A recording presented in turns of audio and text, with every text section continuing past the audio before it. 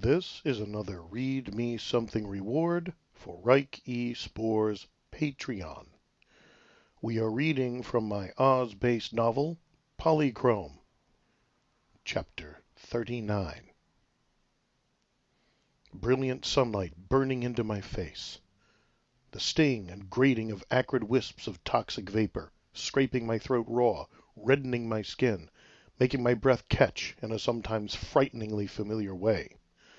The hiss of runners over endless gold-gray sand, the whip-rattle of taut canvas and lines.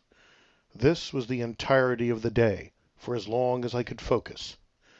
I'd put on one of the masks when I could, but once the sun mounted beyond the lowest angle, the brutal heat became so great that I could hardly stand to keep the mask on for more than a few moments. A pause near midday to take a lunch, hunkered down behind whatever part of the deck might afford the most cover from the wind. Then back to the burning light, the acid rasp of poison air, the hissing scrape of runners on sand. When night fell, it was a blessed relief, for a little while. But like many deserts, the deadly desert became cold indeed after dark, and I had to wrap myself up well to sleep. On the positive side, I could wear the mask all night, which gave me desperately needed respite from the low but unmistakable poisoning of day. By the end of each day I was growing disoriented, sick, and weak from the constant exposure. I dared not overuse the medicine Polychrome and Iris had given me. Magically improved or not, I had to be worried that it might cause a paradoxic bronchospasm, and even if not, there was only so much of it. Overall, I'd have much rather traveled at night, but that simply wasn't an option.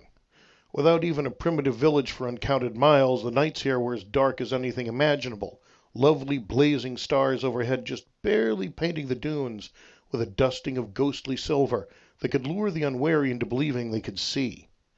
I needed to maintain a heading, stay far enough from land that none of Ugu's scouts might spot me in the desert, and avoid the occasional outcroppings of rock which could loom up almost without warning from the infinite sand.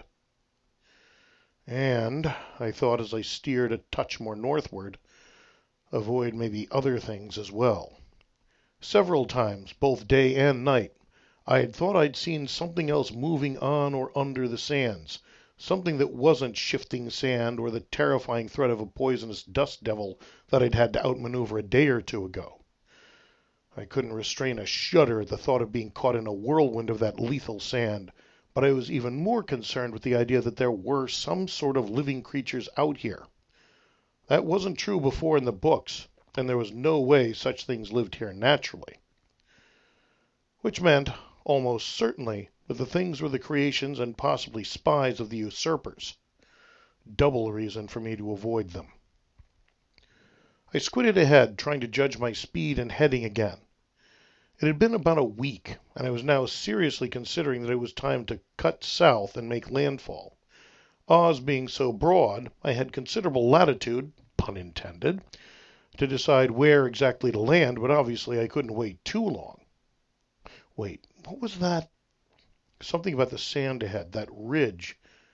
It seemed to curve.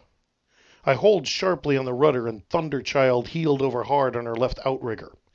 Even as I made the turn, we reached the ridge I'd seen, cresting it to see, exactly as I had feared, that it was part of a perfectly circular funnel-shaped hole, a hole whose edge began to crumble beneath us, causing the Thunderchild to slew sidewise.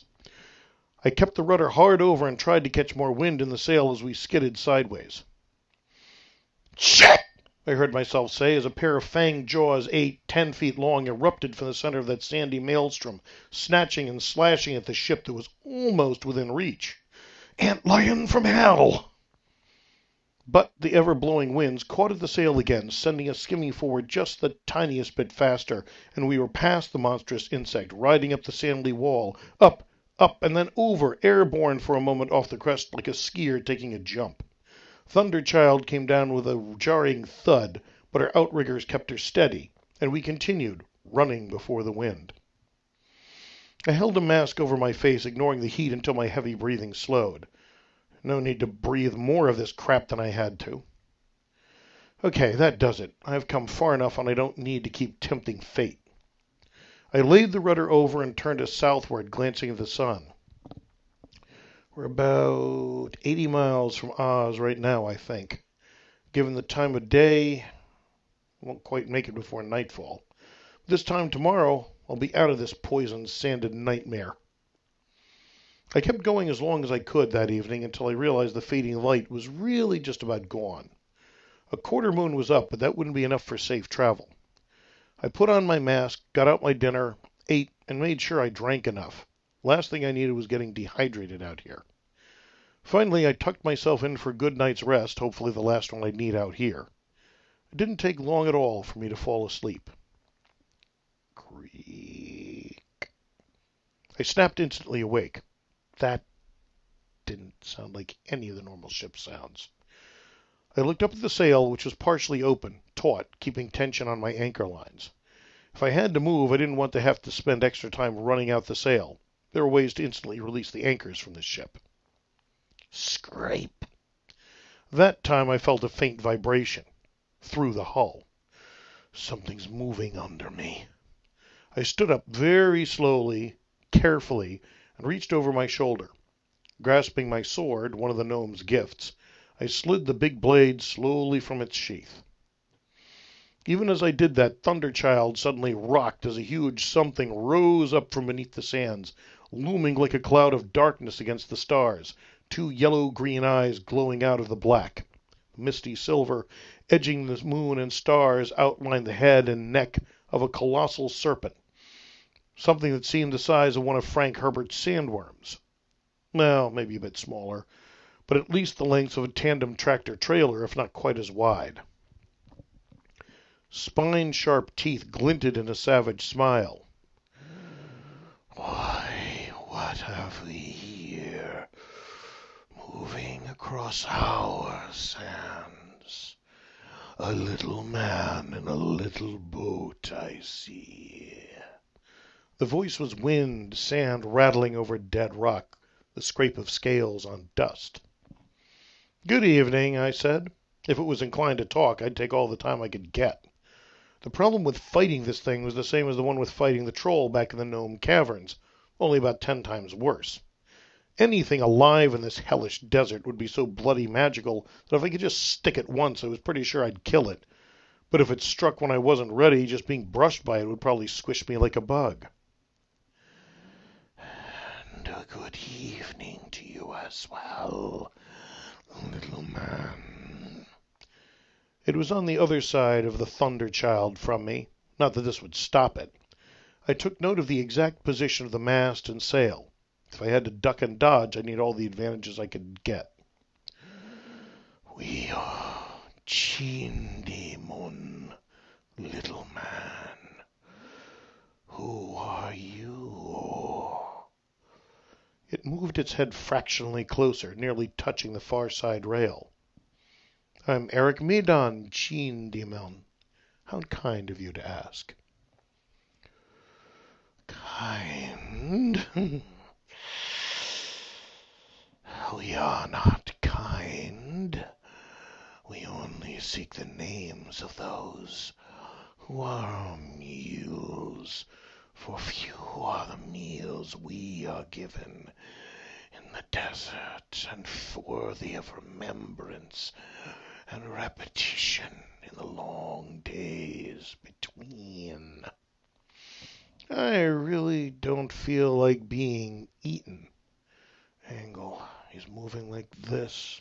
I edged just slightly sideways. We are not giving you a choice, Eric Medon, Chindimon said with cold, malicious humor. Eyeing my sword, it sidled cautiously forward, looking for an opening. Since you're so fond of names, do you know what this part of a boat is called? I asked, pointing. Snake Monster's gaze flicked sideways in the direction I pointed, allowing me to reach out and grab the rope. It glanced back at me, slight puzzlement in its hungry eyes. No, we do not. What is it? I yanked the rope, releasing the knot. Boom, I answered. The power of the wind whipped the boom around across the deck with the speed and strength of a club swung by a giant. Chindemon saw the movement and tried to move back, but a fraction of a second too late. Instead of evading the strike, Chindemon put its head in the precise path of the boom's tip. Iron-bound boom met scale-armored head with a shattering impact that shivered through Thunderchild. I was already in motion, charging, leaping from the deck as Chindemon reared back in agony, one eye socket crushed, black blood streaming down. My sword, driven by my full weight behind it, sliced almost effortlessly through the mystic creature's scaly armor, and I slid down, gripping the hilt of the sword and gutting Chindemon along a 15-foot length. The steam whistle shriek almost broke my eardrums, and I was flung 50 feet through the air to tumble across cold, searing sands. I forced myself groggily to my feet, away from the lethal dust, and looked back. Chindemon coiled and looped in juddering, twitching death throes, slowly settling into stillness.